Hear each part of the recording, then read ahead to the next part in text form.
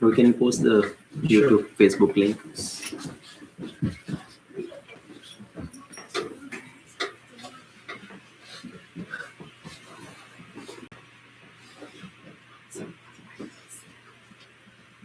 Hare Krishna.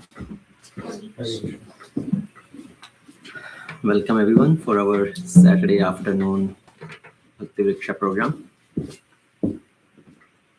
So we'll start with Kirtan, then we'll continue our discussion from Srimad Bhagavatam on the Gajendra Stuti, then followed by lunch prasadam.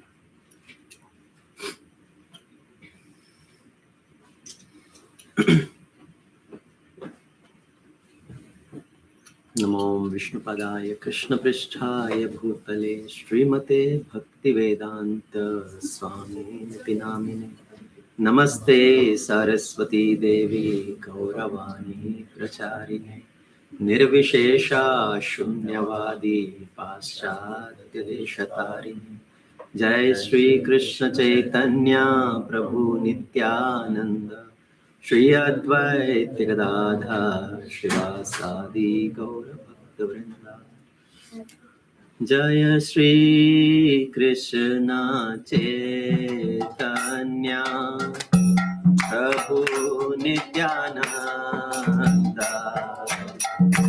Shri Advaita Gadadhar Shivasadi Gaura Bhakta Vrinda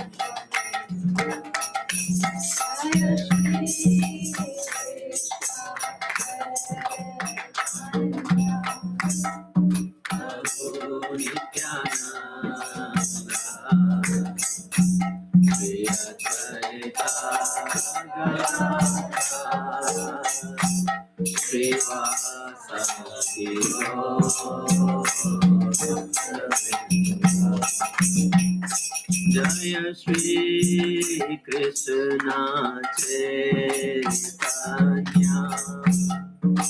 Prabhu Nityananda Shri Advaita Gadadhar Srivasadi Gaura Bhakta Vrinda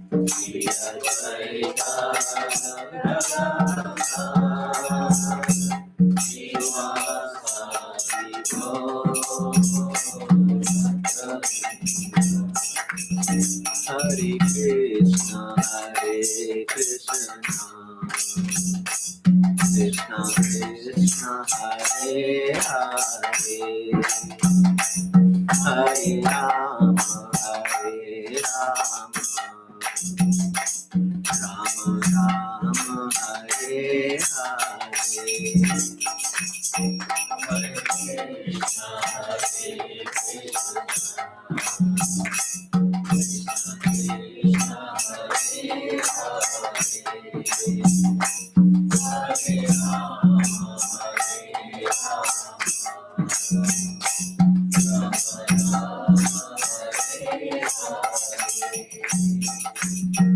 Hare Krishna, Krishna Krishna, Hare Hare, Hare Rama, Rama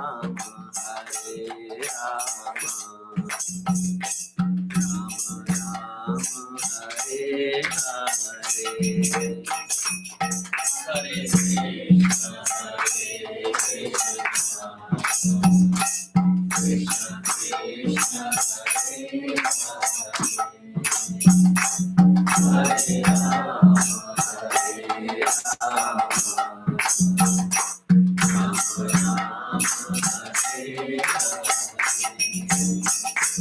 Hare Krishna, Krishna Krishna, Hare Hare, Hare Rama, Hare Krishna, Krishna Krishna, Hare Hare, Hare Rama, Rama Rama, Hare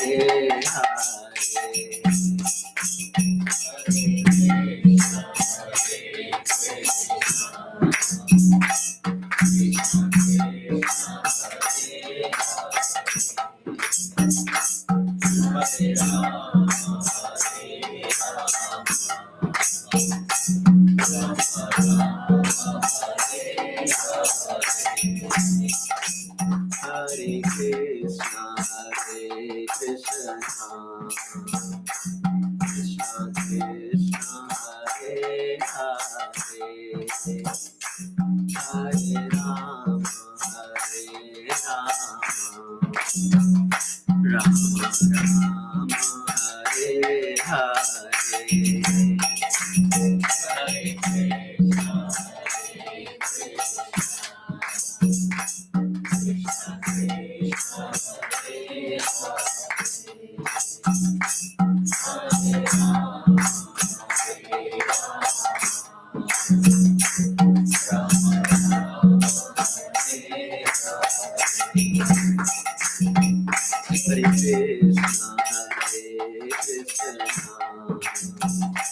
Krishna Krishna, Hare Hare, Hare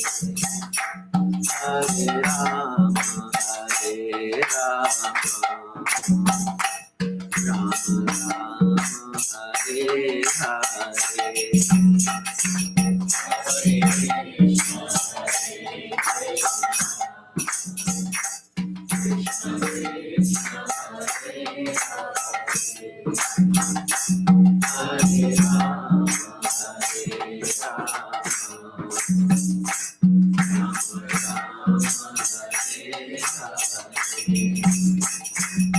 Hare Krishna, Hare Krishna, Krishna Krishna, Hare Hare, Hare Rama, Hare Rama, Rama Rama, Hare Hare.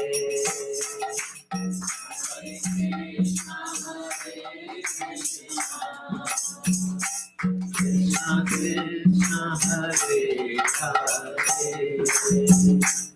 Hare Rama, Hare Rama, Rama Rama, Hare Hare. Hare Krishna, Hare Krishna, Krishna Krishna, Hare Hare, Hare Rama, Hare Rama, Rama Rama, Hare Hare. Hare Krishna, Hare Krishna, Krishna Krishna, Hare Hare, Hare Rama, Hare Rama, Rama Rama, Hare Hare. Hare Krishna, Hare Krishna, Krishna Krishna, Hare Hare, Hare Rama, Hare Rama, Rama Rama, Hare Hare. Hare Krishna, Hare Rama, Hare Rama, Rama Rama, Hare Hare. Hare Krishna, Hare Krishna, Krishna Krishna, Hare Hare, Hare Rama, Hare Rama, Rama Rama, Hare Hare.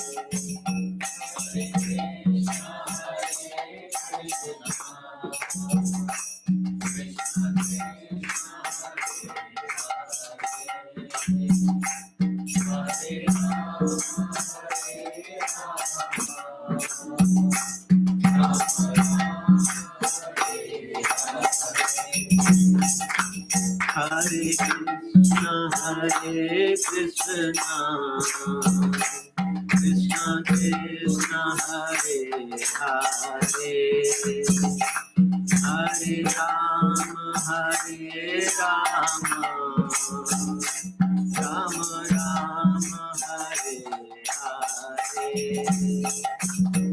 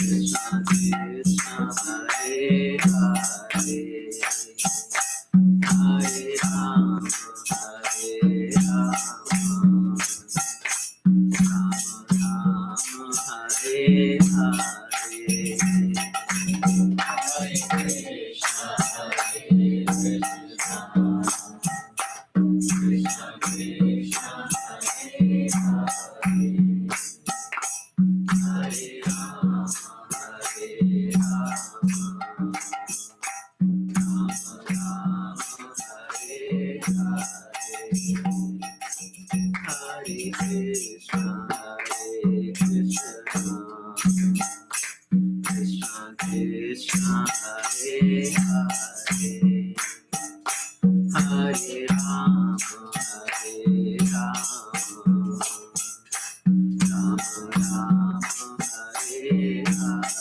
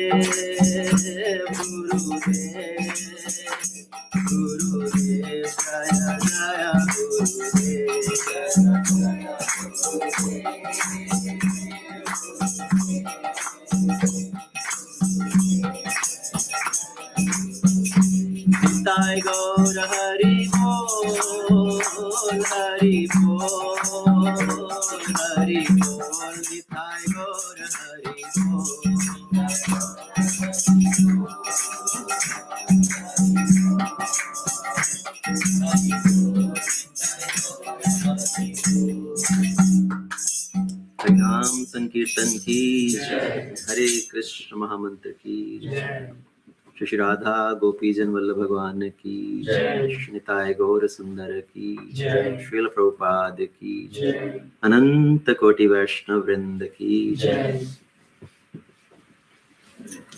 Hare Krishna. Once again, welcome everyone.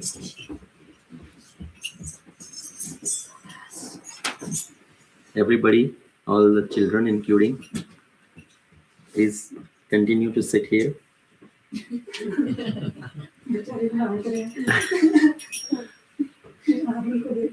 So last time we discussed the whole pastime of Gajendra's deliverance, Gajendra Moksha Leela. So we discussed the storyline last time, how Gajendra was caught by a crocodile.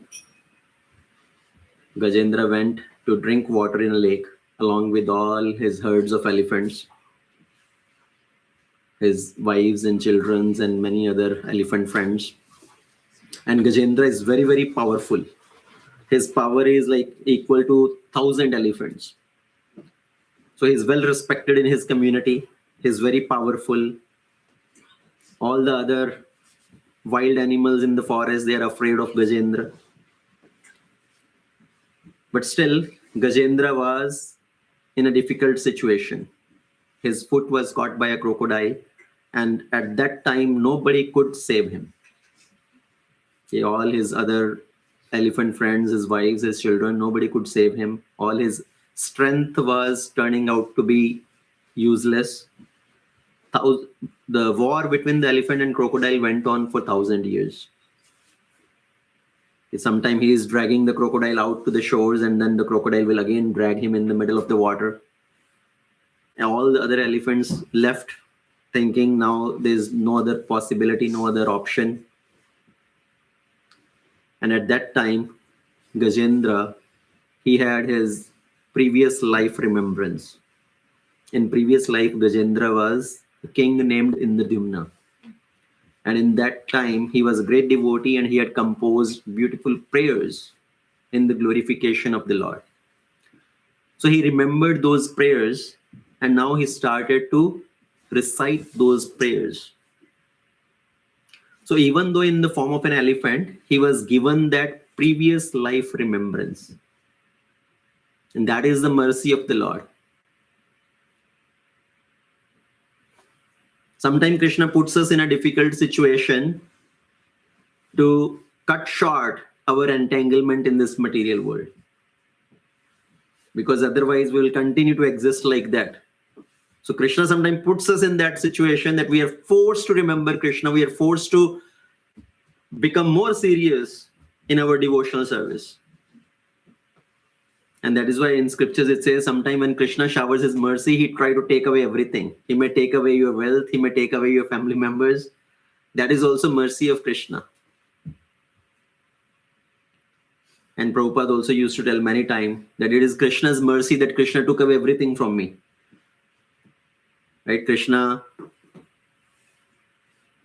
did not let my business to grow. He did not make me successful in my business. So many problems came, and then Prabhupada left his family ultimately because the family was not cooperating well. And Prabhupada ultimately took sannyas, and then he came to the Western world to preach. Sometimes people ask this question, Prabhupada preached to the whole world, but Prabhupada was not able to make his own family members into devotees, like his wife, his children. So actually that is again the arrangement of the Lord. That is also the mercy of the Lord. Sometimes when we have problems in the family, then when the family members are not cooperating very well, then that also becomes as a trigger for us to become serious in our devotional life. If wife and husband are both good devotees, it is good. So they are both practicing nicely. But then still there are attachments and this just goes on like that. And if one of them is not cooperating, if husband or wife is not a devotee and the other person is a devotee, what happens? Then the other person becomes actually more serious. Once one devotee asked Prabhupada this question actually, that if husband and wife both are good devotees, Prabhupada said, then yes, that is good. Then the house is like Vaikuntha. Both husband and wife can practice together. And what if husband or wife, one of them is not cooperating, if not a good devotee? Then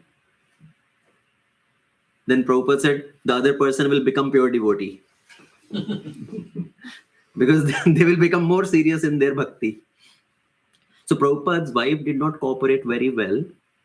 And that became the reason for Prabhupada to leave the house. Otherwise, Prabhupada also could have continued in his family life, and he will not come to the West. How will this movement come around, and how we will all get into this process? So ultimately, this is arrangement of Krishna. This is actually a benediction.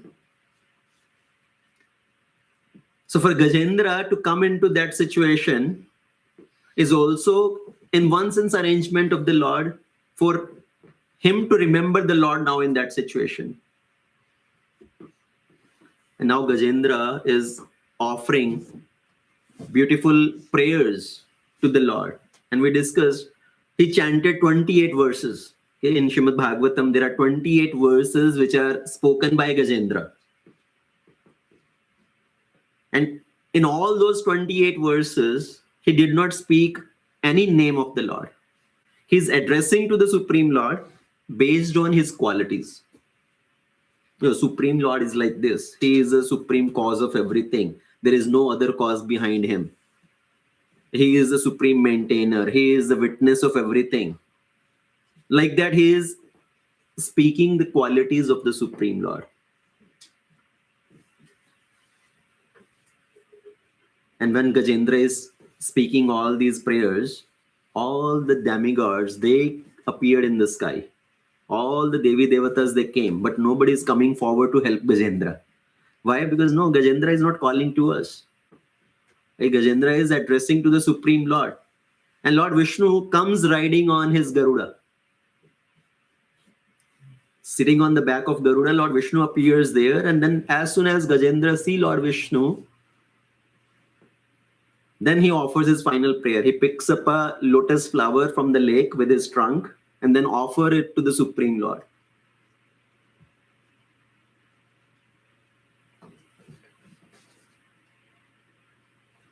So before that, now, what are these 28 verses which Gajendra spoke? So we will try to cover those 28 verses. May not be in one session. We'll maybe try to split in two sessions. It is still going to be too much to discuss half of them in one session. We'll try to recite those verses and then we'll kind of discuss the meaning of those verses as an explanation. What is Gajendra really speaking these verses?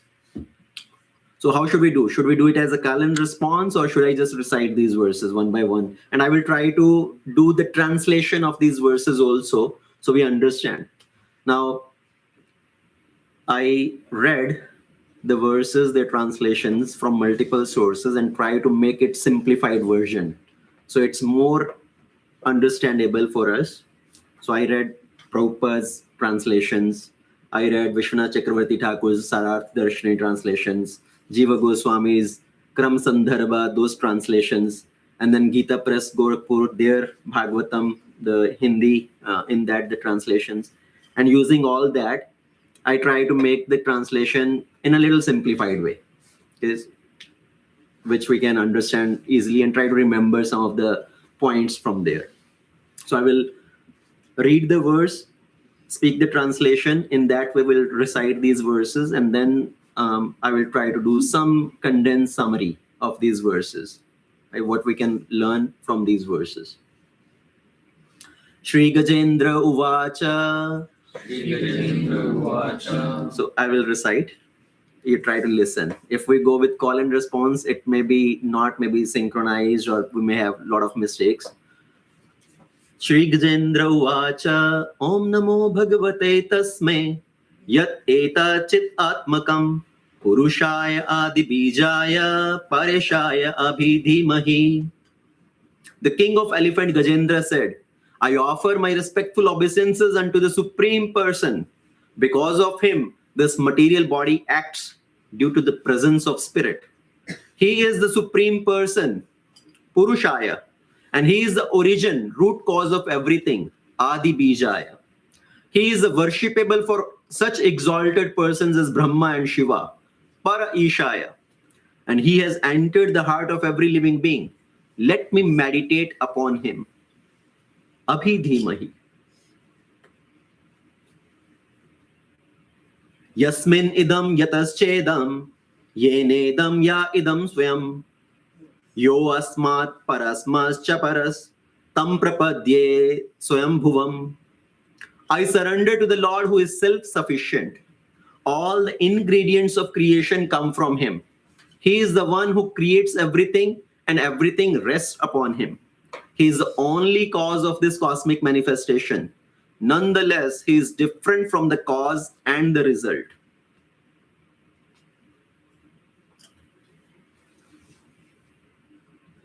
यह स्वात्मनिदं निज मायया अर्पितं क्वचित् विभातं क्वचित् तत् तिरोहितम् अभिद्रक् साक्षे उभयं तद् ईक्षते स आत्ममूलो अवतु मां परत्परः. The Supreme Personality of Godhead, by his will, by his own Maya Shakti, manifests this material world, keeps this cosmic manifestation visible, and again sometime renders it invisible by annihilating it. He is the cause of everything and his own cause also. There is no other cause. He is the witness of everything in all circumstances. May that Supreme Personality of Godhead give me protection. Sa atma mulo avatu mam paratparam.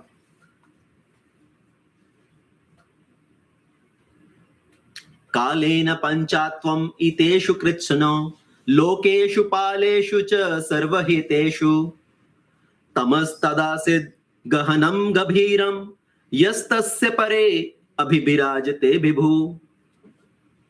In due course of time, when all the material universe, including the planets and their directors, lokeshu paleshu cha sarvaheteshu. So in due course of time, when all the planets and their directors and maintainers are annihilated, that time there is only darkness all around. However, the Supreme Personality of Godhead remains situated beyond this darkness. I take shelter of his lotus feet. Nayasya deva rishayah padam vidhur jantu puna kohrati gantu miritum yatha natasya akritibhir vicheshtateto vicheshcheshto duratyaya anukramanah swama mavatu. It is very difficult to understand the form and activities of the Lord. Just as an actor on stage being covered by the attractive dresses and different movements is not recognized by his audience, neither the demigods nor the sages understand the features of the Lord. What to speak of unintelligent person, nor can they express his actual position in words. May that Supreme Personality of Godhead give me protection. So everywhere it's come ma avatu, ma avatu. May that Supreme Lord give me protection. Didhikshavo yasya padam sumangalam vimukta sangha munaya susadhava charanti alokavritam avaranam vane bhutatma bhutah suhridse same gati. Desiring to see or attain the all-auspicious lotus feet of the Supreme Personality of Godhead, the great sages renounce everything and flawlessly practice in forest the vows of brahmacharya, vanaprastha, sannyasa.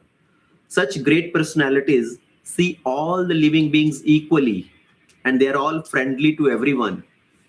May that Supreme Personality of Godhead be my destination. Samegati.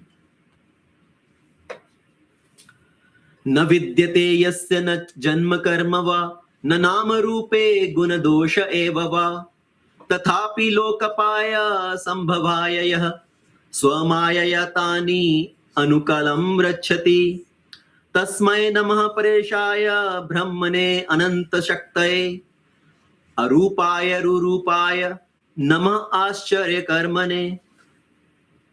The Supreme Personality of Godhead has no material birth, activities, name, form, qualities. To fulfill the purpose for which this material world is created and destroyed, he comes in various forms by his internal potency, such as Lord Rama or Lord Krishna. He has immense potency and acts wonderfully in various forms, which are all free from material contamination. He is therefore the Supreme Brahman. I offer my respects to him. Namah Atma Pradipaya Sakshine Paramatmane Namo Giram Viduraya Manasas Chestatam Api. I offer respects to the Supreme Lord, who is the super soul in everybody's heart, who reveals knowledge to the Jiva, who is the witness of the Jiva, and who is not approachable by the Jiva's words, mind, or chitta.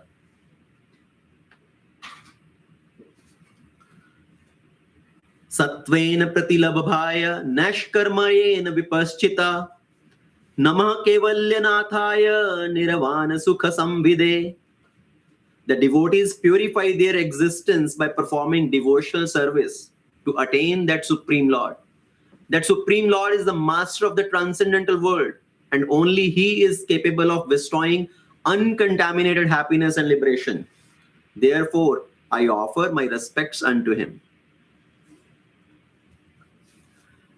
Namah Shantaya Ghoraya Mudhaya Gunadharmine Nirvisheshaya Samyaya Namo Jnana Ghanaya Cha. I offer my respectful obeisances unto the Lord, who has no material qualities, but who accepts the three qualities goodness, passion, and ignorance within this material world and appear in many different forms as Shanta, like the sages Nar Narayana, or the empowered incarnations as Vyasadeva, Narada, in a Ghora, fierce form as Lord Narsinghadev, or Mudha, animal forms as Varaha, Matsya, Kurma. I offer my respectful obeisances unto the Lord, who is the source of impersonal Brahman effulgence, who is equal to everyone and who is condensed knowledge. Namo Jnana Ghanaya Cha. So, who is the form of knowledge? Kshetrajaya Namastubhyam Sarvadhyakshaya Sakshine Purushaya Atma Mulaya Mool Prakrite Namaha. I offer my respectful obeisances unto the Supreme Lord, who is the superintendent of everything, knower of all fields of activities, and the witness of all that occurs. You are the Supreme Person. You are origin of yourself, the origin of material nature and living entities. Therefore, you are the Supreme Complete. I offer my respectful obeisances unto you. Sarvendriya Gunedrishtre Sarva Pratyaya Hetave Asat Chaya Uktaya Sat Abhasaya Te Namaha. I offer respects to the Supreme Lord, who is the seer of all senses and sense objects. Without your mercy, there is no possibility of solving the problems of doubts. The material world is just like a shadow. Indeed, one accepts this material world as real because it gives a glimpse of your existence.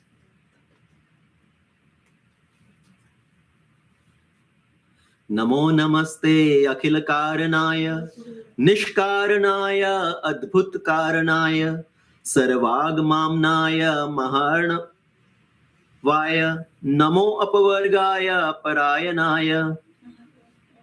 My Lord, you are the cause of all causes, but you yourself have no cause.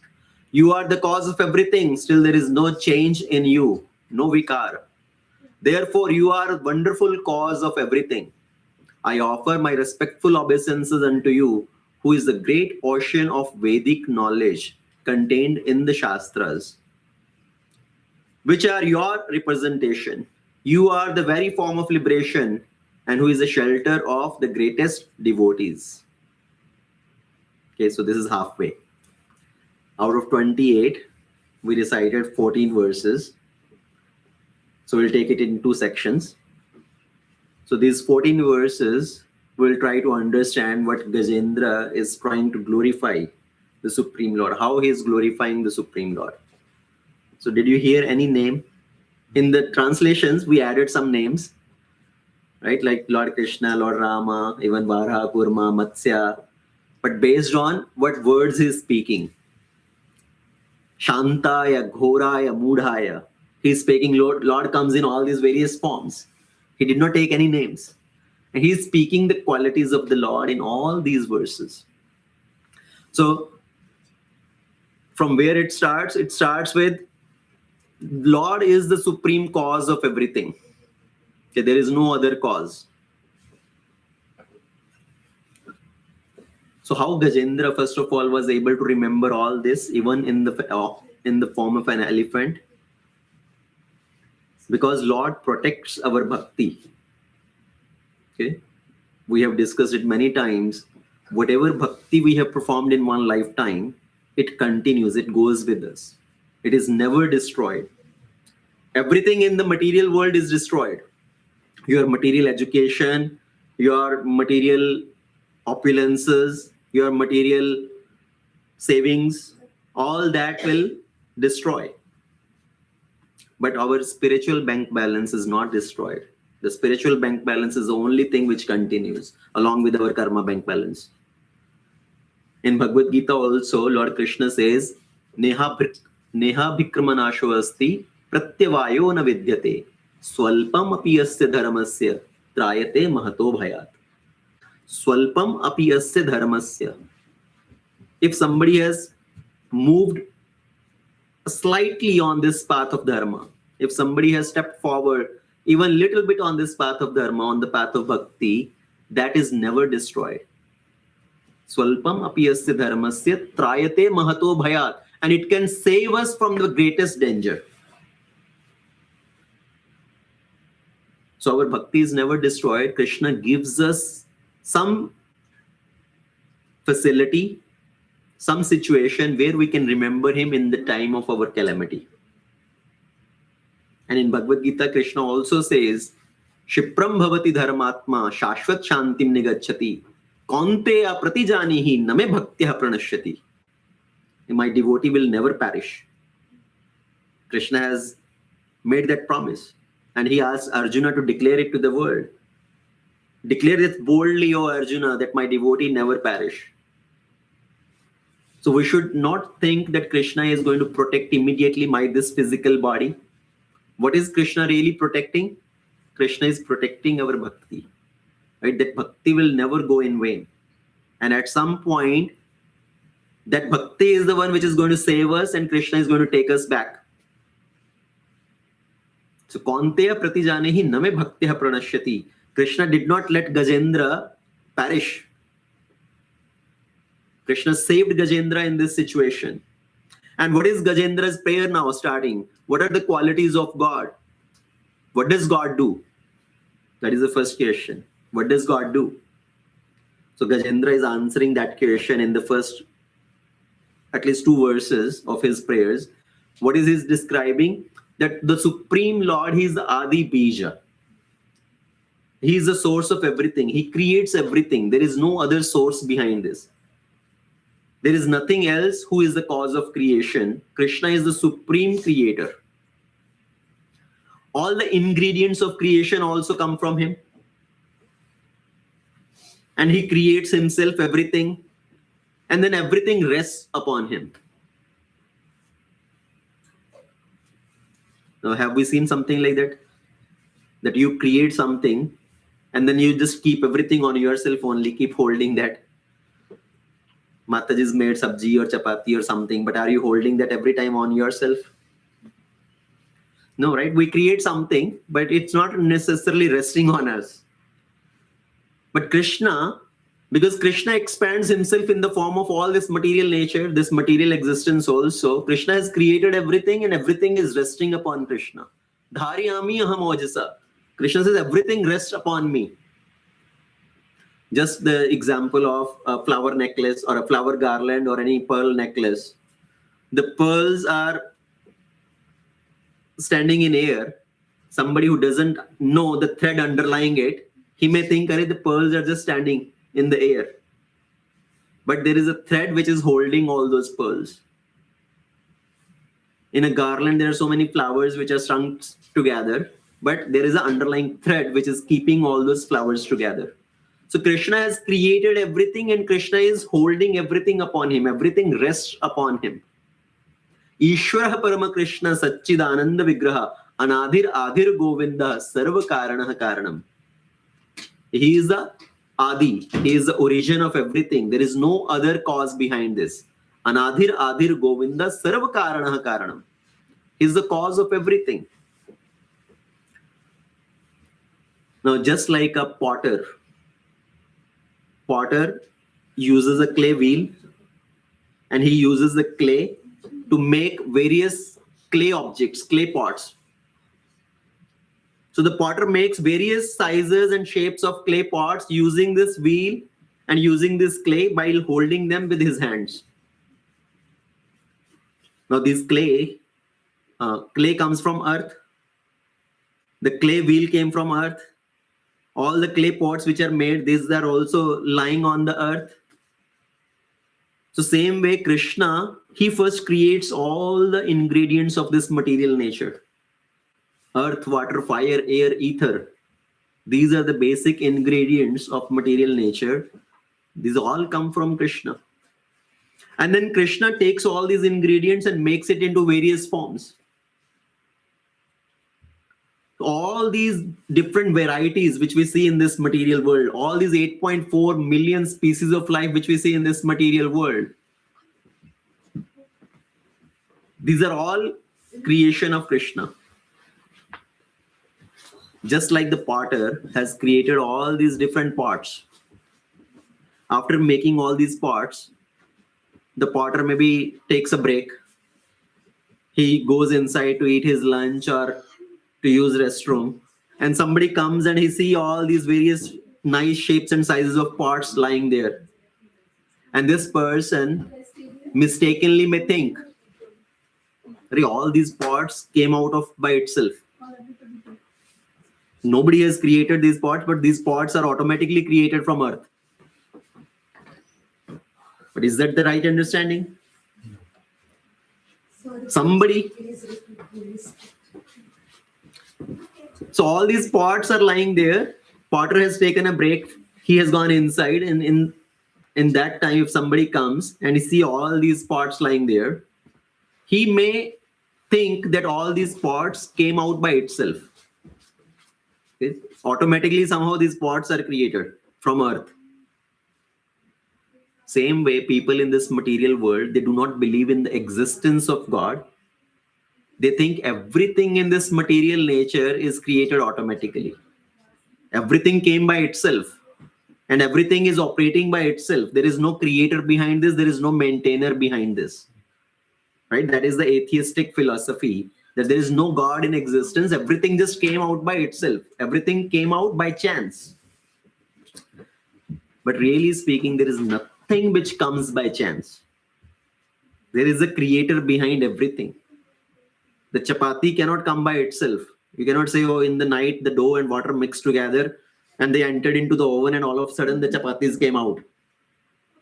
Somebody has to mix this flour and the water to make it into dough. Somebody has to roll that and then put it onto the stove and make those chapatis. So same way, Krishna has created everything. He is the Adi Bija. He is the cause of everything, and everything is resting upon him. So that is the first quality of Krishna, of the Supreme God, which Gajendra is explaining. Now, whatever we use in this material nature, there is a source behind that. Right? We drink milk. From where does the milk come? From the cow. How does the cow give milk? She eats grass and she gives milk. This is a nice machine, right? From the front, grass goes inside. From the back, milk comes outside. Can we create any machinery like that? You feed grass and the milk will come from the back. So God has created this machinery inside the cow. He has created the system. So cow eats grass and gives milk. From where does the grass come? From the earth, from the ground, by rain, right? When it rains, the grass grows. From where does the rain come? From the clouds. How the clouds are formed? The water evaporates, it becomes clouds, and then condensation happen and rain happen. How does the water evaporate? Sun. Because sun evaporates the water. Who made the sun? God. So from where did the sun come? And who had put the sun in that place? Who makes the sun travel all around in a perfect orbit? Who has created the road for the sun to travel in the sky? So if we trace the sequence back, if we trace the source back, where does it go to? Ultimately, we have to come that it all came Everything is made by God. Everything is made by some creator is there who has created everything. So if you just imagine the sun is so big, how many earths can fit inside the sun, you know? How many earths can fit inside one sun? 1.3 million earths can fit inside one sun. That is the size of the sun. 1.3 million earths can fit into one sun. And that sun is traveling. Okay? If the sun goes few inches here and there, the whole life will be disturbed on earth. If it goes 1 inch away, it will become so cold, it will be all the time snowing here.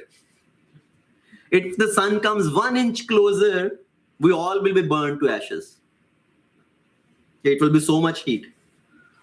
So who has created all that perfect creation that everything is moving around perfectly? The sun is traveling in its orbit, earth is traveling in its orbit. So somebody has created that.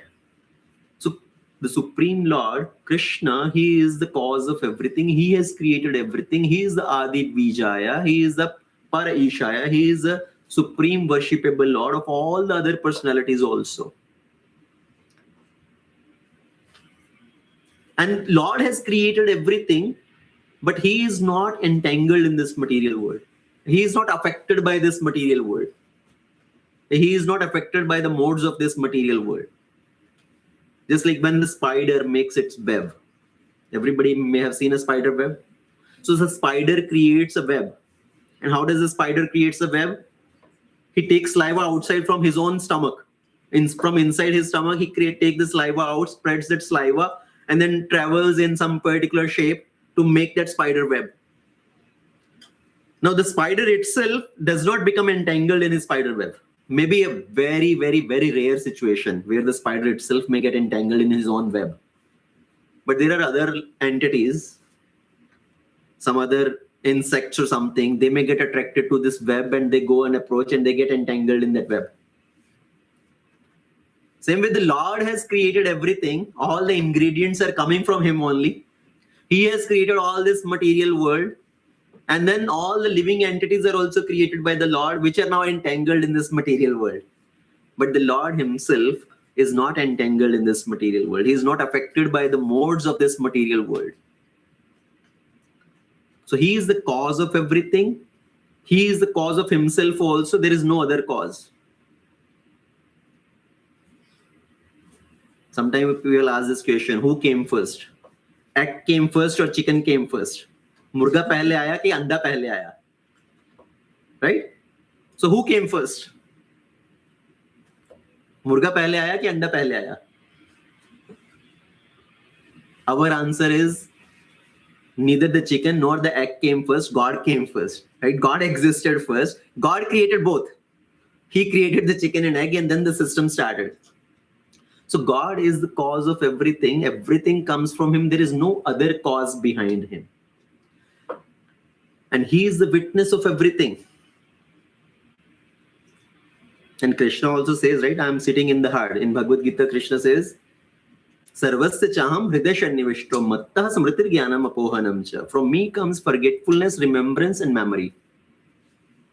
And knowledge. So he is sitting in everybody's heart. And what is Krishna doing sitting in everybody's heart? Updrashta anumanta cha. He is sanctioning our desires and he is witnessing our activities. Updrashta. And that is the word Gajendra also uses here. That Lord is the Updrashta. He is the witness of everything. What is Lord witnessing? Not just our actions. He is witnessing all our thoughts also. Based on what kind of thoughts we have, what kind of desires we have, and based on our karma bank balance, Krishna will sanction those. So Krishna can sanction our desires also. He is the Updrashta. And you may have sometime maybe that feeling, that realization that you are thinking something or you have some very strong desire for one particular thing and then all of a sudden that thing happens.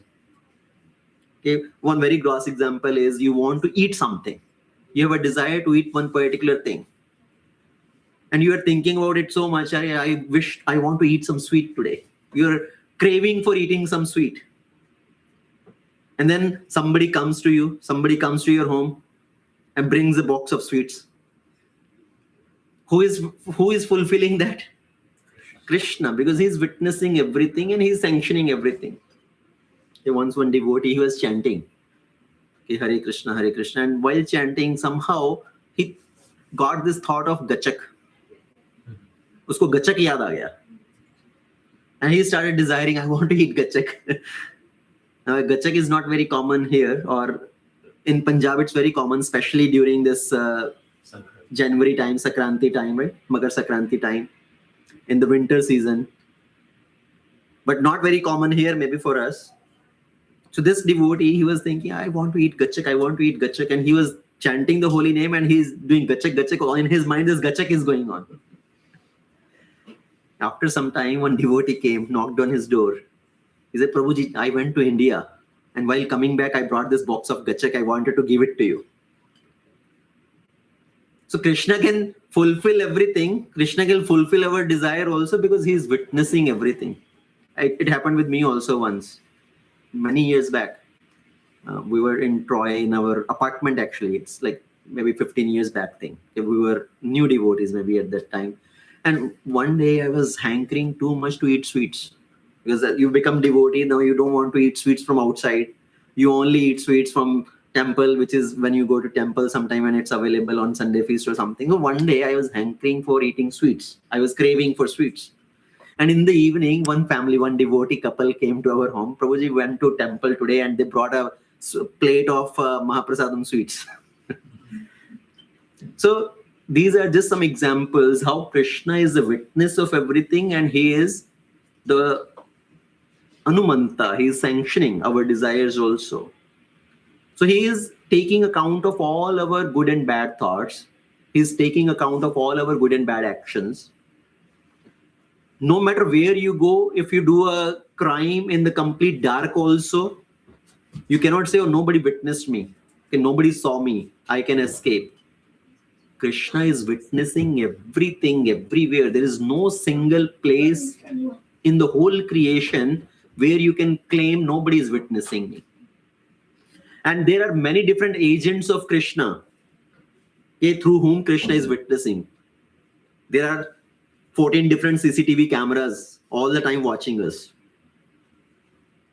Like these days on the streets, everywhere they want to put CCTV cameras, right? If somebody runs the red signal or somebody has done something wrong, they can catch that person.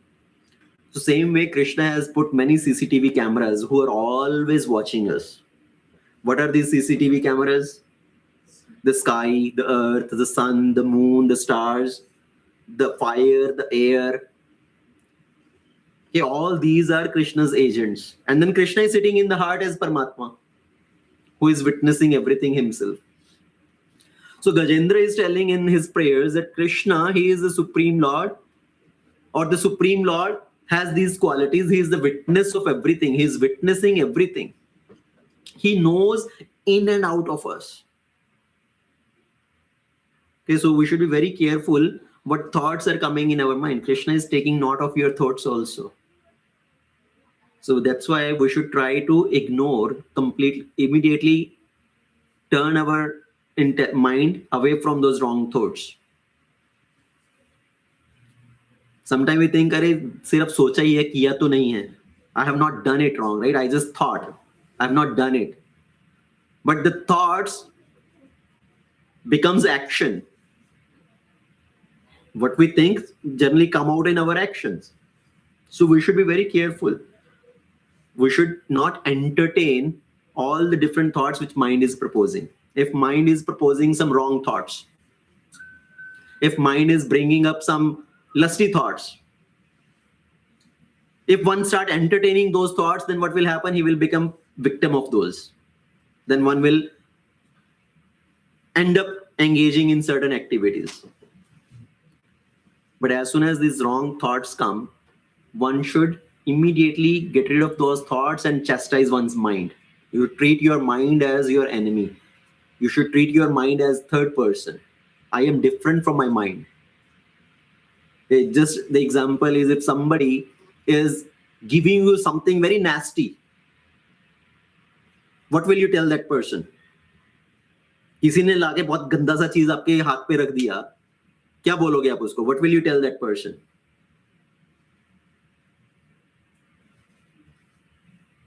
You will chastise that person, right? Hey, what is this nonsense? Why did you put this on my hand? Right? Or will you entertain? Will you hug that? Oh, thank you. Very nice. You put this t-shirt on my hand. Very nice. So if somebody puts something very nasty, some very dirty thing on your hand, you will chastise that person. Why you are giving this to me? Same way, when your mind is giving some nasty things to you, nasty thoughts to you, are you welcoming or are you trying to chastise your mind? So we should be very careful about our thoughts also, because Krishna is taking account of everything. He is witnessing everything. Now, Krishna has created all this material world. He is the cause of everything. He is witnessing everything. He is maintaining everything. So when all these material universes, including all the planets, their superintendents, their in charges, their lokpalas, right, their directors, they're all annihilated in due course of time. At that time, there is all darkness everywhere. Why it's all darkness everywhere? Because everything again enters back into Krishna's body, into the body of Mahavishnu. Everything comes out of the body of Mahavishnu, all these universes. Then Mahavishnu enters into each universe as Garbhodakshay Vishnu. When the annihilation happened at the end of Brahma's life, everything enters back into the body of Mahavishnu. So it's all complete dark. So from the point of view of the living entity, it's all complete dark. But beyond that darkness, the Supreme Lord still exists. Right? He is still existing. He still remains situated beyond that darkness. And the Bhagavan feature of the Lord exists in three features. Brahmeti, Paramatmeti, Bhagavaniti, Shabdyate. So he is Paramatma, he is the Brahman, he is the Supreme Personality of Godhead. He exists in all these three features. And the Bhagavan, he is existing beyond even this Brahman effulgence. Beyond this Brahma Jyoti, Bhagavan is existing. Now that is where the tussle happens between the atheist and theist. Atheists say there is no God. Theists say this, there is God. Nastik log bolte hain na asti. What is the meaning of Nastik? Nastik word comes from na asti. There is no God. God does not exist. Astik word comes from asti. There is God. So atheists say there is no God. Theist people say yes, there is God. There are so many scientists who claim there is no God in existence. Everything came by itself. But when they have spent all their life believing this particular thing, that God does not exist, everything came by chance, at the fag end of their life, after 80 years, 100 years, sometimes the scientists come to this realization, yes, maybe there is God. God has created everything. But still, they cannot believe that God is maintaining everything. That is half theistic. So there is atheistic, then half theistic. Half theistic is what? Yes, God created, but now everything went out of his control, or God is dead. God created everything, but things went out of his control. So that is half theistic. What is theistic belief? God created everything, and he is the controller, he is maintaining everything. He is in full control. Right? That is the theistic belief, आस्तिक. आस्तिक लोग ये नहीं बोलते कि यहाँ सिर्फ भगवान ने बनाया पर अभी भगवान कंट्रोल नहीं कर रहे. आस्तिक लोग क्या बोलते हैं? The theistic people say God created everything, he is maintaining everything, he is controlling everything, and he is awarding the result of our karma to all of us. Now, if somebody even come to this belief that yes, God exists, God created everything, but then the next argument which comes is God person or he is impersonal? भगवान व्यक्ति है या भगवान कोई शक्ति है? Is God just some energy? Is he just some light? Or God is a person, or he has a form? That is the next question. Among the believers also. Now there are so many people who believes God does not have a form. He is just some energy. Those people are called impersonalist, who does not believe in the form of the Lord. But the ultimate understanding is God has a form, he is a person, and he is the source of all this Brahman also, all this impersonal effulgence also. Which is right? Out of them, who is right? We can do a simple experiment also to understand who is right, who is wrong. There are so many impersonalists, right, who believed God is not a person, it is just some energy. But then in their complete maturity, they turned the sides. They went on the side of God is a person. God has a form. We can see so many examples like that. First, our speaker of Bhagavatam. Who is that? Shukdev Goswami. Earlier, Shukdev Goswami was a Brahmavadi. Okay, Brahmavadi means who says Bhagwan is Brahman. He ran away from the house as soon as he was born. He came out of the womb of his mother. He ran away to the forest. He was meditating on the Brahman. But then ultimately, he understood that God is a person. भगवान क्या है? उनका एक साक्षात स्वरूप है. भगवान का फॉर्म है. He is a person. He is an identity.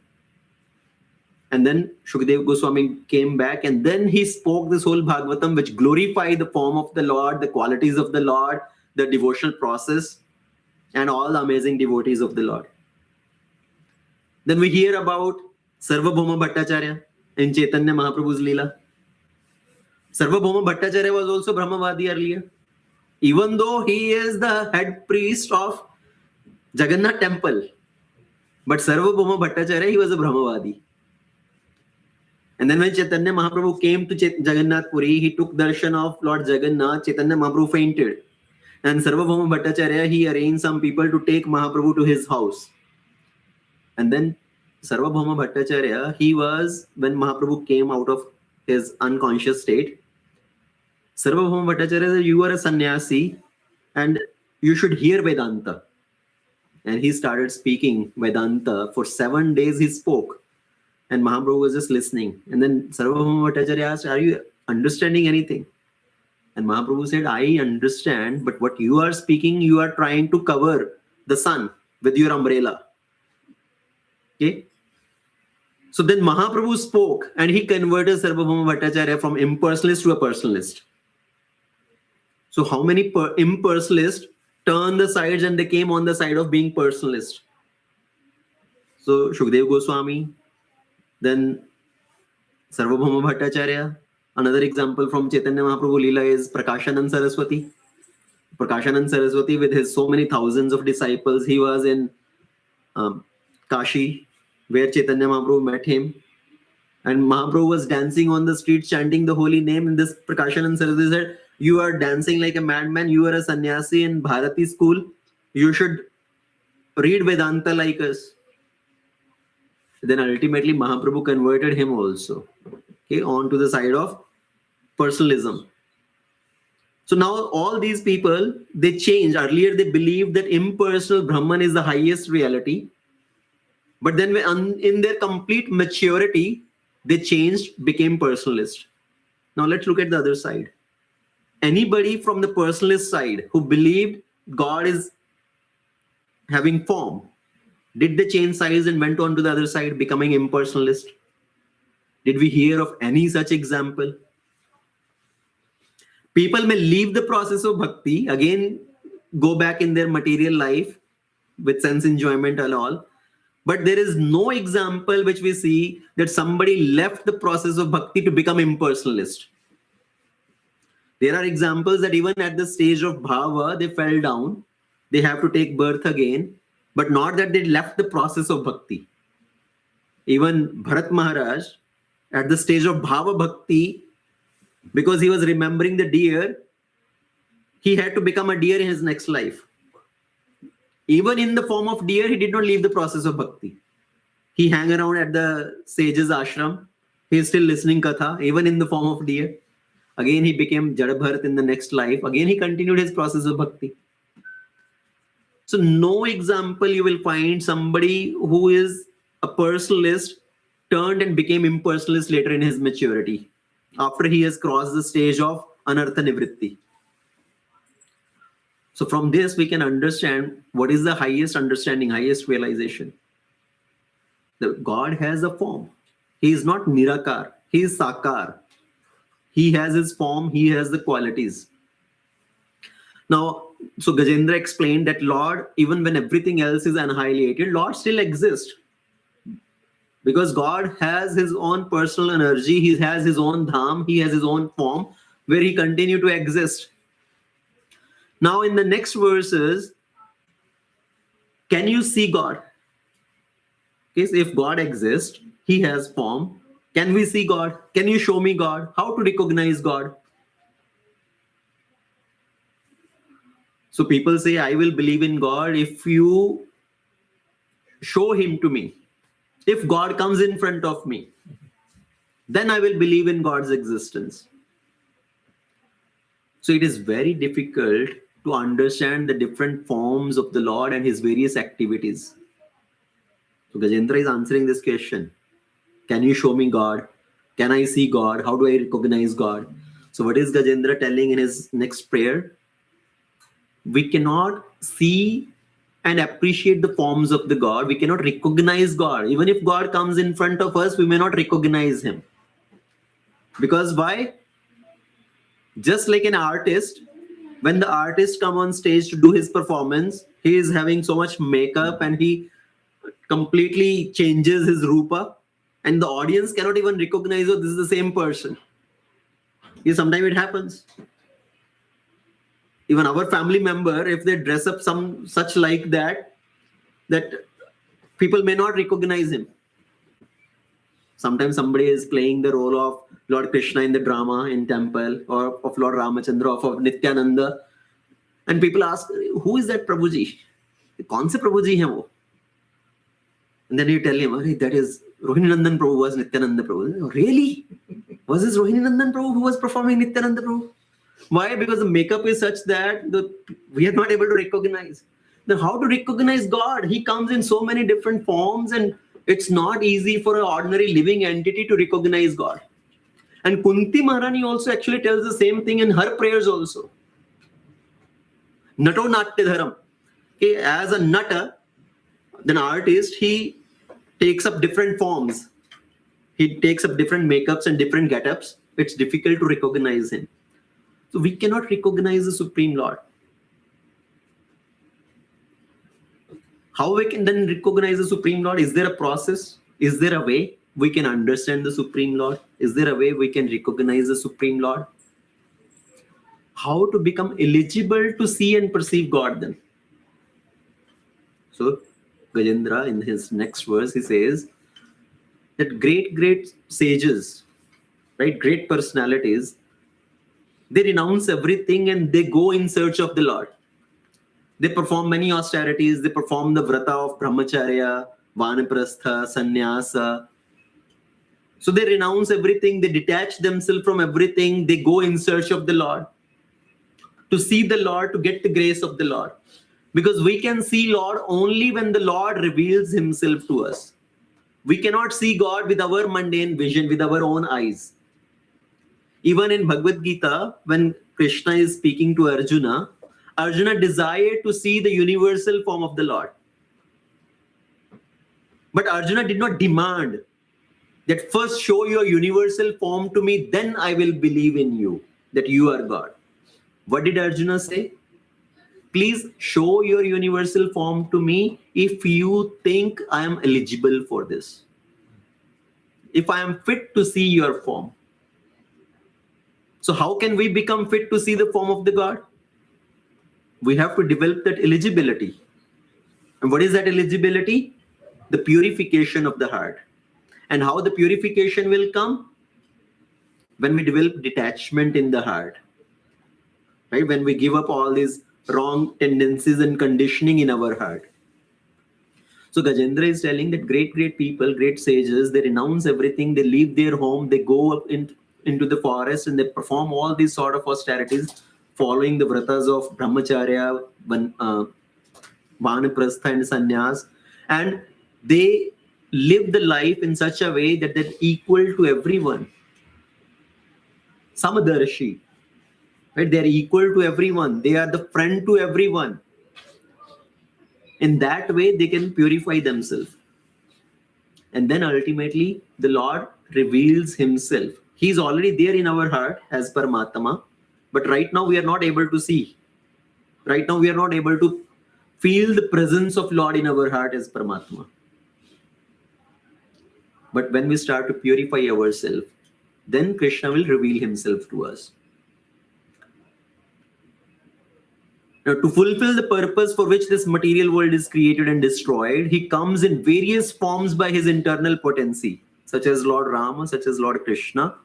So he has immense potency and acts wonderfully in various forms, which are all free from material contamination. So Lord may take many different forms, but he is always free from the modes of material nature. It's not that when Lord comes in this world, he takes many forms. He also becomes influenced by this mode of goodness or passion or ignorance, and he's acting under these modes.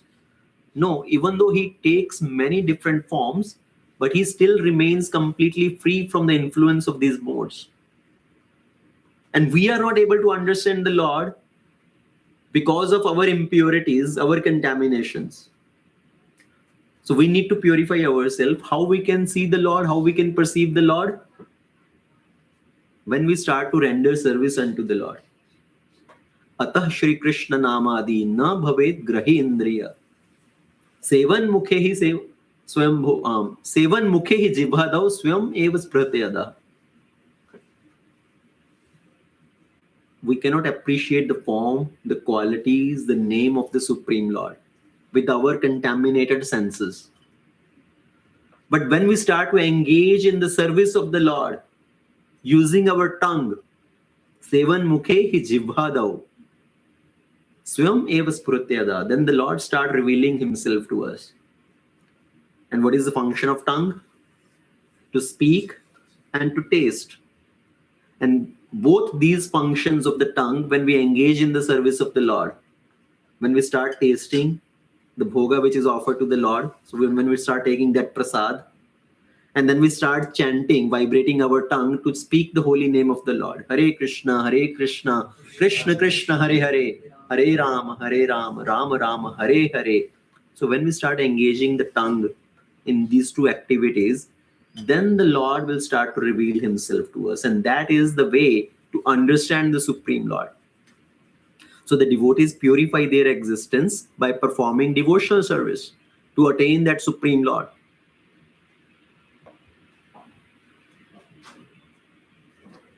And then Gajendra is telling Namah Shantaya, Ghoraya, Mudhaya, Gunadharmine. The Lord takes many different forms in this material world. Shanta, he comes in the Shanta Bhav also, right? As a very peaceful existence, peaceful personality in the form of Naranarayan, or in many other sages as is Shaktavesha avatar like Vyasadev or Narad Muni. These are all Shaktavesha avatar of the Lord. So Shanta form. And then Lord comes as a Ghora form also. Very fierce form. What is that form? Ugra form, Ugra Narsingha form. And he performs his wonderful Leela in Ugra Narsingha form by killing this demon Hiranyakashipu. The Lord comes in Mudha, seemingly Mudha form also, just like animal form. He comes as Varhadev to lift the earth out of the ocean and to kill this demon Hiranyaksh. He comes in the form of Kurma to help the demigods and the demons to churn the ocean to bring the nectar out. He comes in the form of a Matsya avatar. Why? To save the whole world while the time of this universal destruction. When this whole universe is getting destroyed, the water of indentation is filling up. he tells Shraddha to prepare to take all the 7 sages and all the seeds of all different species, make a boat and keep everything in that. Then one fish will come. You tie that boat to the horn of the fish and keep floating on this water of inundation. And when this water is settled down, the next creation start. Then you will start this creation again by using these different seeds. Okay, so that was at the end of 6th Manvantra, at the start of the 7th Manvantra, where that Shraddha Deva becomes the next Manu. Shraddha Deva, he is the 7th Manu now, our current Manu. So Lord comes as a fish incarnation. So Lord comes in all these different forms, accepting all these different forms as Shanta, Ghora, Mudha, and accepting seemingly the modes of material nature. But he is not affected by all these material modes. And he is Samadarshi, he is equal to everyone. Lord is not partial to anyone. He is equal to everyone.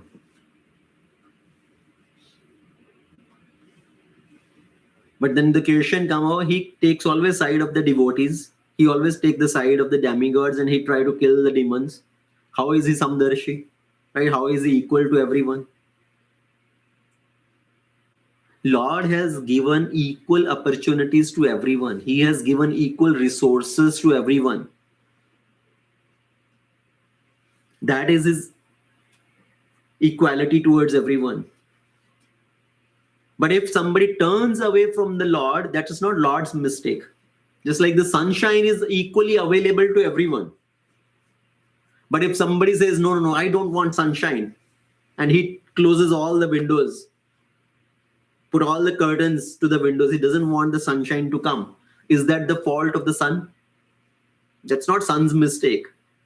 That person does not want to take the sunshine. So same way, Lord is equally accessible to everyone, but people do not want to turn towards the Lord.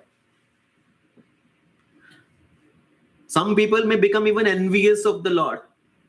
They want to kill the Lord, they criticize the Lord, but Lord is still equal to everyone. And the classical example, we hear this pastime of Krishna killing Shishupal, but still delivering Shishupal. Shishupal, from his very birth, he was speaking criticism to Krishna. Bhagwan ko gali de raha tha.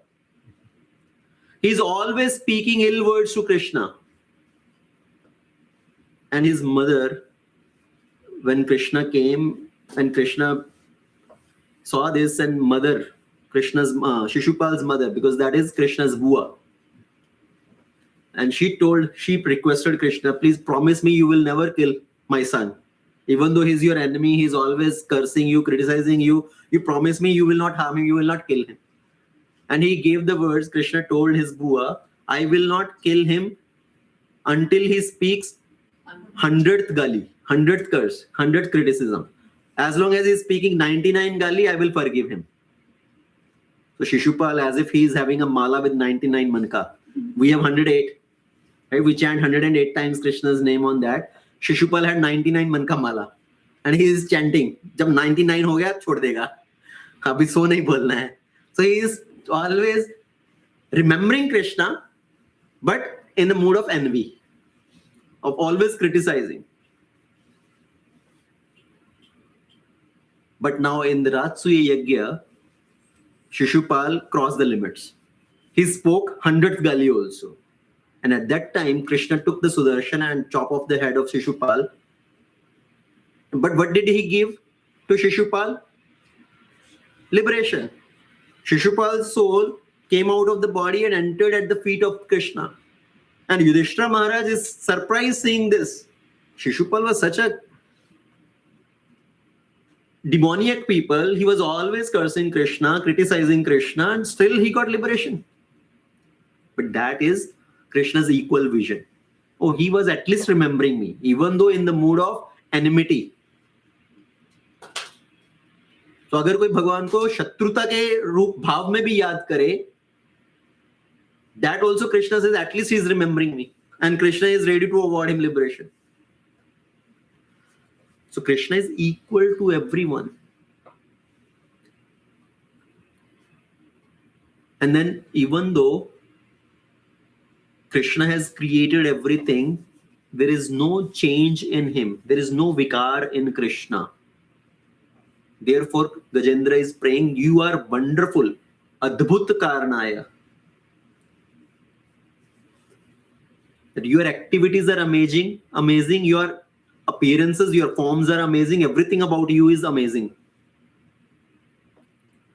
Now, Krishna has created this whole world, but Krishna has given that world to us to play with it. And we have caused so many problems. We have created havoc in this material world practically. Right? We try to destroy everything. And Krishna is letting us do that. That is Krishna's magnanimity. Just imagine you create something. Let's say if you make some painting, will you have let anybody touch that painting and draw even one single line on that painting? No, right? You will protect that painting. You will hold it tightly to yourself. This is mine. I created this. Nobody should try to harm this. But Krishna has created this whole thing, this whole world, and Krishna has handed it over to us that, okay, now you play with it. You do whatever you like to do. This is your playground. And we try to destroy, we try to mess up with everything.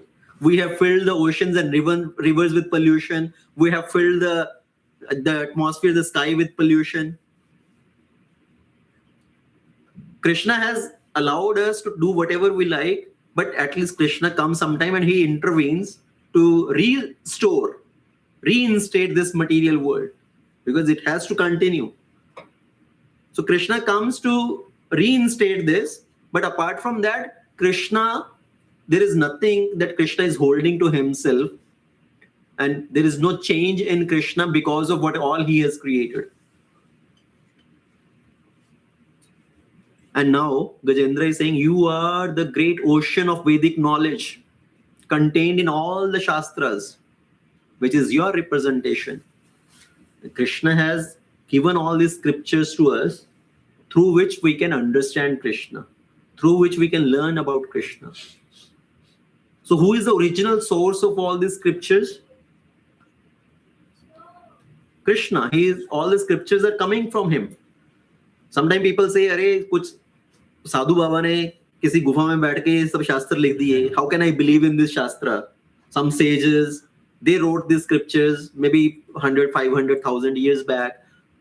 How can we believe in these scriptures that these are the words of God? No, ultimately the scriptures are called Apurushaya. This is not a man-made scripture. This is coming from the Supreme Lord. Krishna has originally given the Vedas into the heart of Brahma. Tene Brahma Hridaya Adi Kavaya. Brahma is Adi Kavi, but Krishna has given the scriptures in the heart of Brahma. And then Brahma gives his knowledge further down. And in that way, in the cyclic succession, this knowledge is coming down. And Krishna says, when this knowledge is lost, I come and now I am speaking this knowledge to you. In Bhagavad Gita, Krishna tells Arjuna, in due course of time, this chain was broken. So I am coming and re-speaking this knowledge to you. So all the scriptures are coming from Krishna. Krishna has given all the scripture. Vyasadeva has put those scriptures into writing form, and Vyasadeva is also literary incarnation of Krishna. He is also Shaktivesh avatar of Krishna.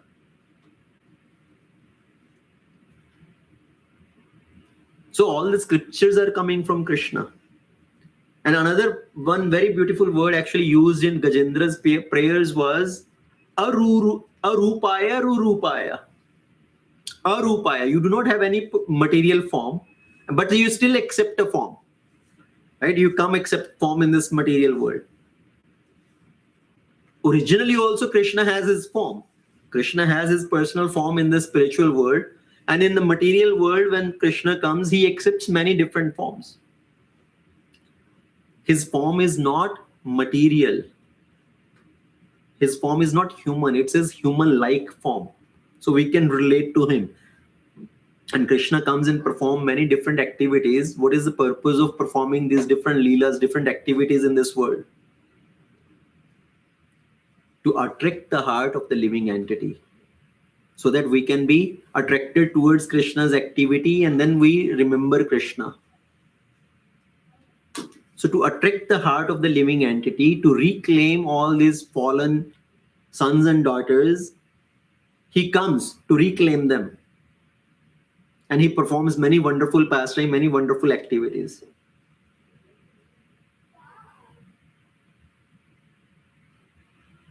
So Krishna is the creator of everything.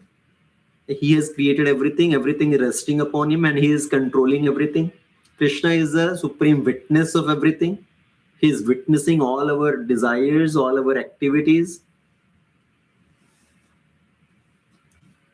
Krishna still exists beyond this material creation. Even though at the time of annihilation of everything, Krishna still exists. The Lord still exists. How to understand Krishna? We need to develop detachment. We need to purify ourselves by following various austerities, by regulating ourselves. And ultimately, we can understand Krishna when Krishna reveals himself to us. And Krishna comes in this material world for our benefit by accepting many different forms. And all we need to do is chant the name of the Lord, glorify him, and appreciate what all Krishna has done for us. See, when we pray, now Gajendra is praying, Gajendra is using only one aspect of the prayers, glorifying the qualities of the Lord. And his second aspect of prayer is, may that Lord protect me. Right? That is the second part of the prayer. Glorifying the Lord and asking for protection. So when we pray to the Lord, what should we pray for? How to pray to the Lord? There are different aspects in a prayer. Generally, our prayers are only asking. Give me, give me, give me, give me. And many people, their prayer is only asking for something. But what should be the form of a prayer? The first aspect of a prayer is glorifying the Lord. Glorifying the Lord, his various qualities. Second aspect of the prayer is thanking the Lord. Glorifying the Lord for his qualities, his adbhut qualities, his wonderful qualities. Second aspect of prayer is thanking the Lord for whatever you have given to me. Then the third aspect of the prayer is we can ask for protection or ask for our desires, our needs also. Because God is our Supreme Father. He already knows what we need. But if child also expresses, there is no harm in that also. So we can ask the Lord also for any of our desire. But the best thing to ask from the Lord is, please give me your protection. Please save my intelligence from becoming contaminated in this material world. Protect my intelligence. Please hold me tightly at your lotus feet. Give me the intelligence to understand you. So that is what we should pray for. Glorifying the Lord, thanking the Lord, and then asking for protection and intelligence to understand him.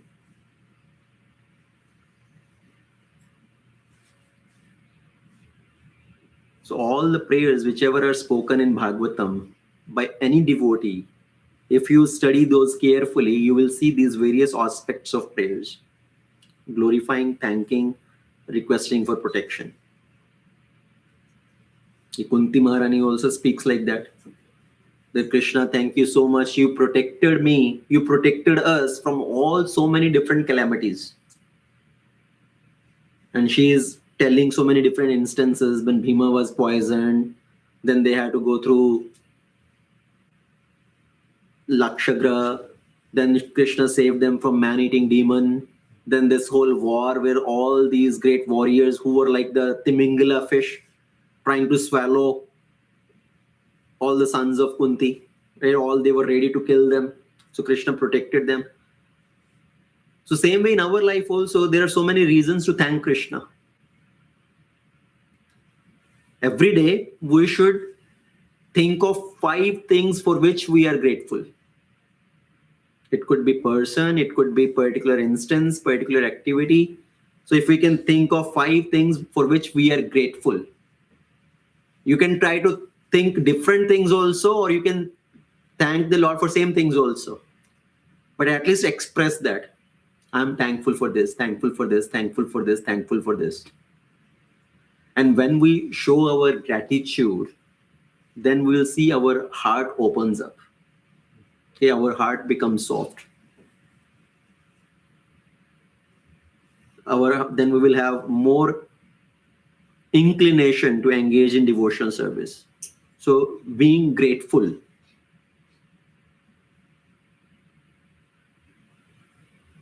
So these are so many different lessons we can take from all these different prayers. So this Gajendra Stuti, we did not go verse by verse in explaining. I just try to summarize some of the important points from all these glorifications which Gajendra is offering to the Supreme Lord.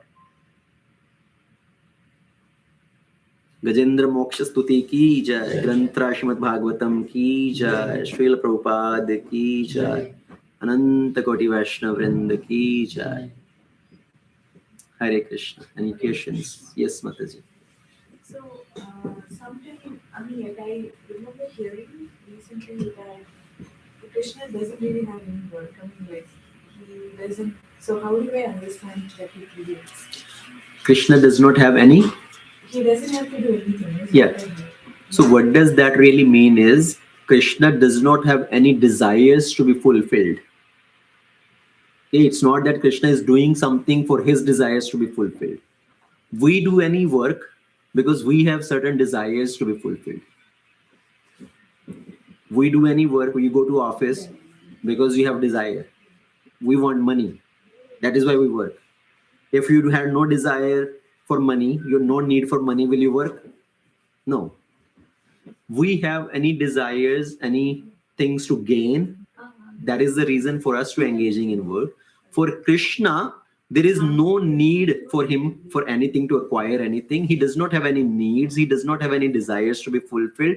Why Krishna is doing all this is for us, for the living entity, to give us a chance to correct ourselves so that we can correct our mistakes and then come back to Krishna again.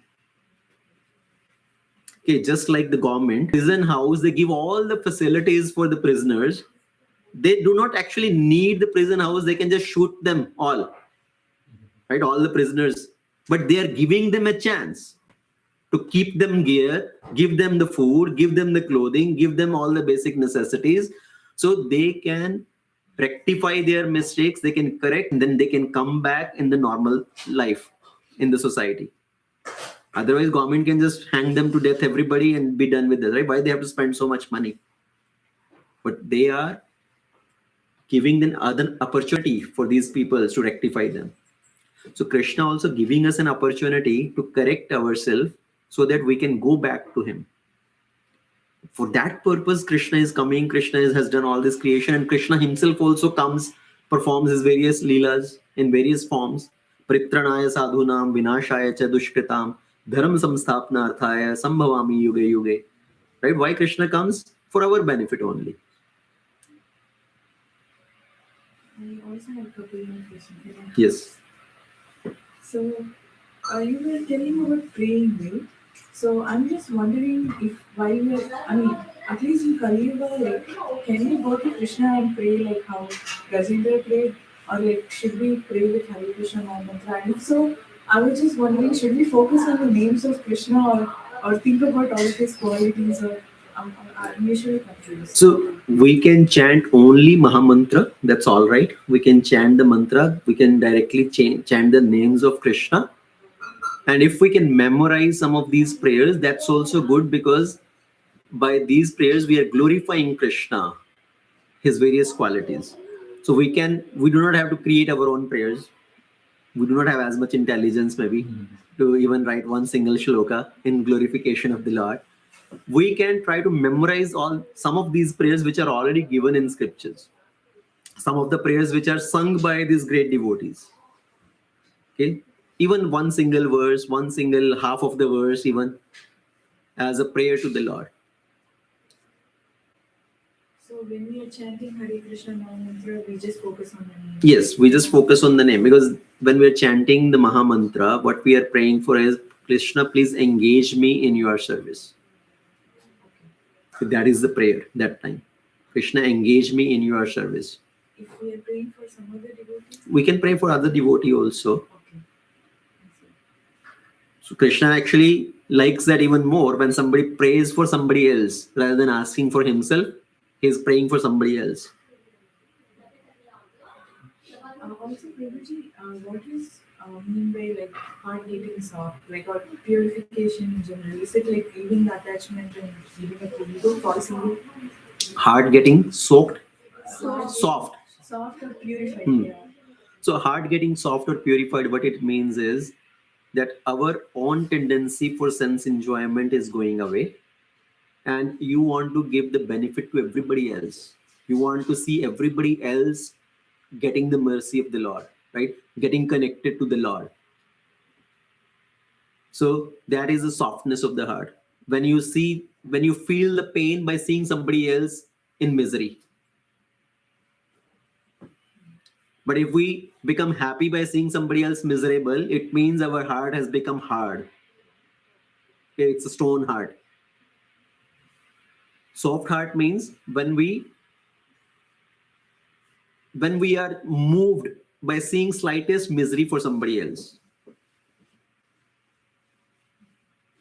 And then purification of the heart, of course, is when our own tendency for enjoyment is going away, and our only purpose is to serve Krishna for the pleasure of Krishna. One last question. Yes. So you mentioned that Shukadeva Goswami, like he was impersonalist before. So impersonalists also have two categories. Okay, one is Brahmavadi, second is Mayavadi. Okay, we should understand the difference. Whatever I mentioned, these examples, those were Brahmavadis. Brahmavadi means they give more priority to the impersonal aspect of the Lord, but they do not criticize the form of the Lord. They do not say Lord cannot have a form. He does not accept a form, or his form is also Maya. So they do not criticize the form of the Lord when Lord appears in this world and he takes various forms, but they are more attached to the impersonal aspect of the Lord. That is Brahmavadi. Okay, so I was just wondering, how did he learn Srimad Bhagavatam? So that is a whole story is there. When Vyasadev or when Shukdev Goswami went to the forest, Vyasadev ran behind him. Oh, my son, please stop. Where are you running away? Shukdev Goswami did not even look back. Shukdev Goswami his mood was, if I stay in this world, Maya will catch me. I will become entrapped. Actually, he did not even want to come out of the womb of his mother. Who is Shukdev Goswami? Parrot of Radharani. Okay.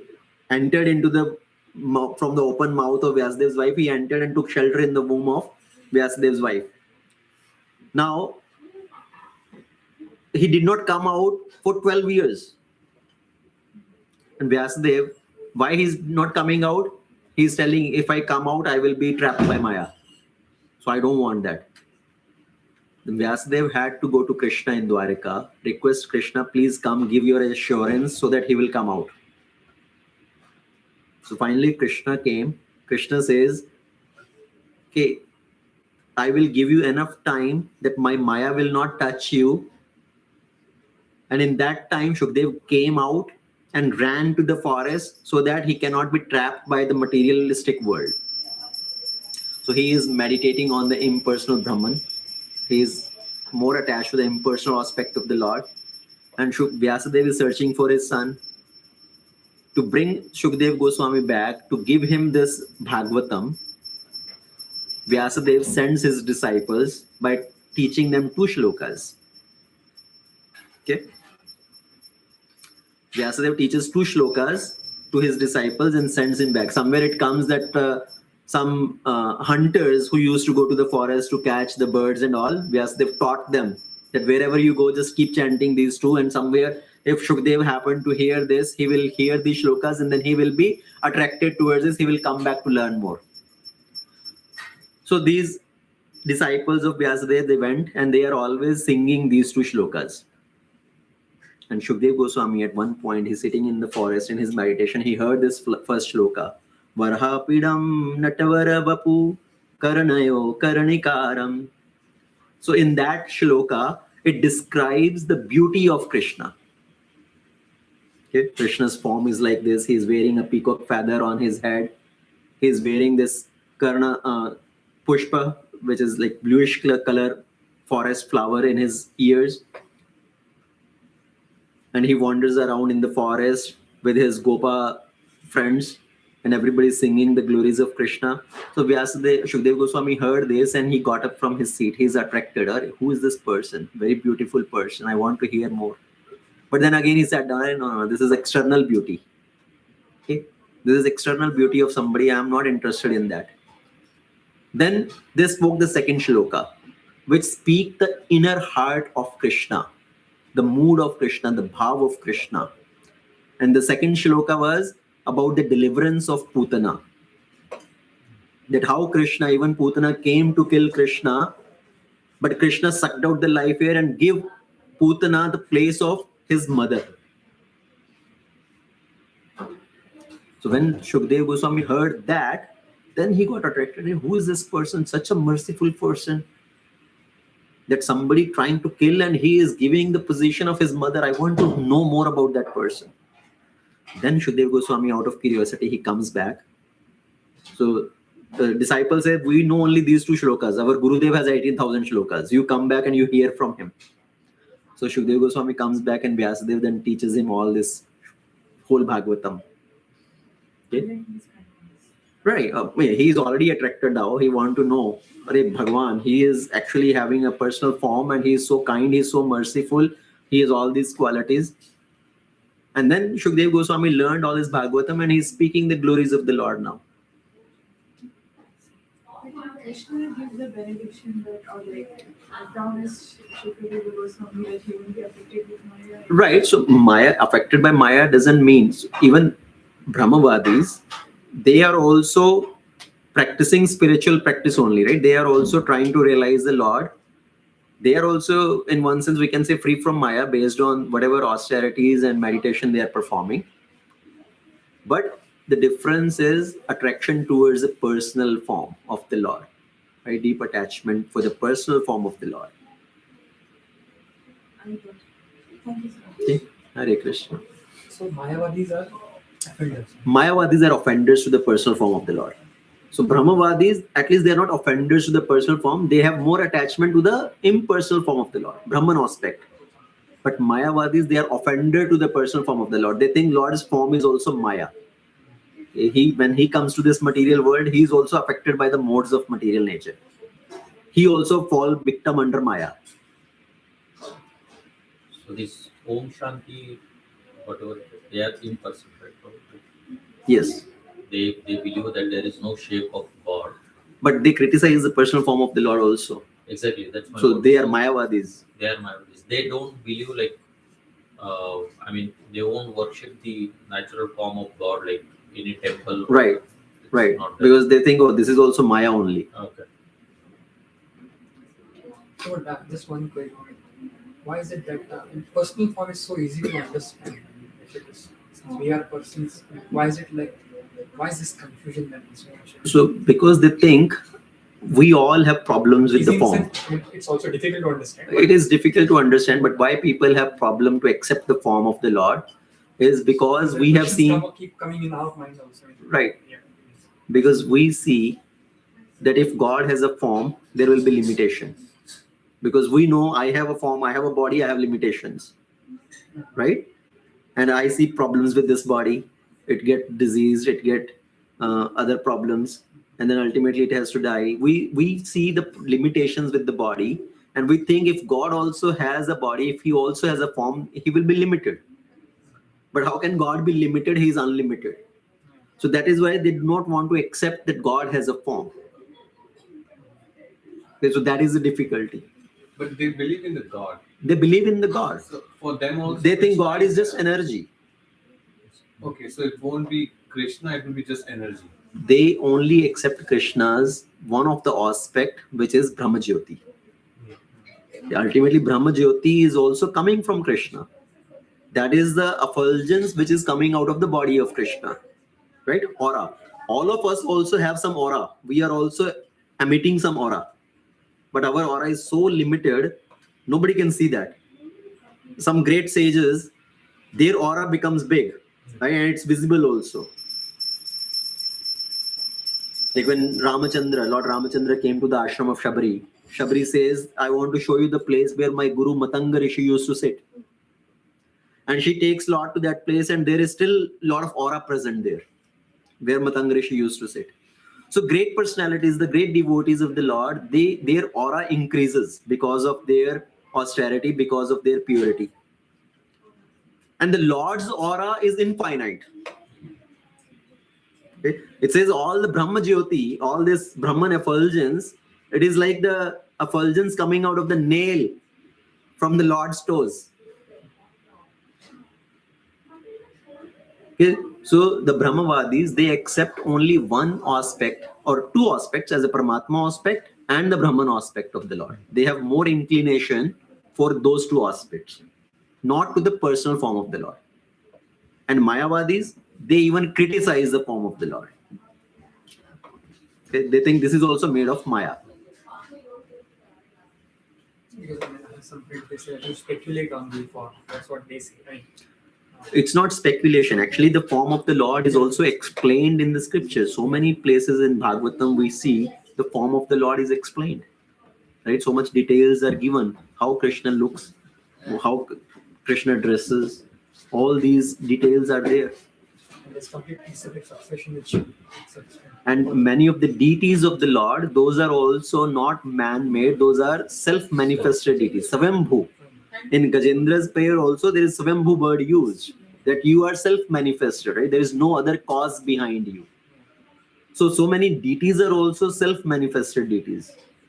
Nobody had kind of carved them. They manifested out itself. Because Lord appears in his Archa Vigraha form. That is Archa Vigraha avatar. Okay. Hare Krishna. So we'll stop here. Thank you very much for joining. Hare Krishna. Hare Krishna.